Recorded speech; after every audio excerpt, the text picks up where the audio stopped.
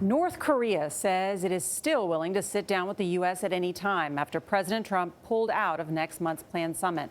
North Korean state media called the move unexpected and extremely regrettable. The president warned the North yesterday about any military response and blamed Kim Jong Un's government for his decision. I believe that this is a tremendous setback for North Korea and indeed a setback for the world.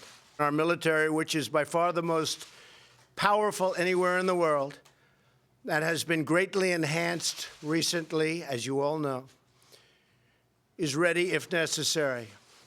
Before Mr. Trump's announcement, North Korea set off large explosions at its nuclear test site and claimed it was destroyed. Ben Tracy was the only U.S. broadcast network correspondent to witness it. He's in Wonsan, North Korea. Ben, good morning. Good morning. We were actually in the middle of a 12-hour train ride when we got the news that the summit had been canceled, and it was somewhat awkward to be in the position of telling our North Korean guides that news, but frankly, they did not seem particularly surprised. The feeling here is that the U.S. is not living up to its promises, but that North Korea, by closing its nuclear site, feels that it is. This is what North Korea called its commitment to peace.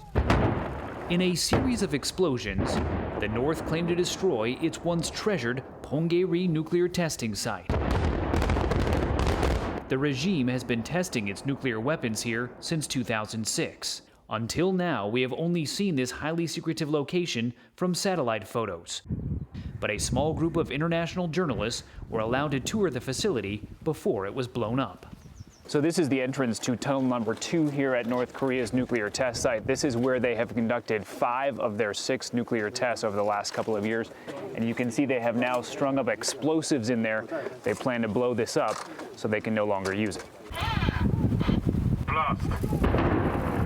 Some outside scientists have said this nuclear site was already so badly damaged by previous tests that it was not usable.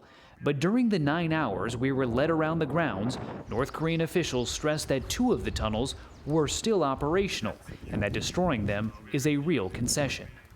So they've told us we could come double check and see with our own eyes that these tunnels have been destroyed, but these are all journalists here. There are no outside experts that can actually verify that what they've done here has made this site unusable.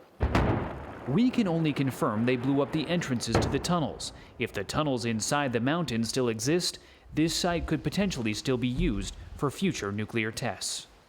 Now, the North Koreans claim that there was no radiation leaked during these explosions, and they say they've never detected radiation at the site. However, the one thing they did confiscate from our luggage when we arrived here in North Korea was the equipment that we brought to detect radiation. John?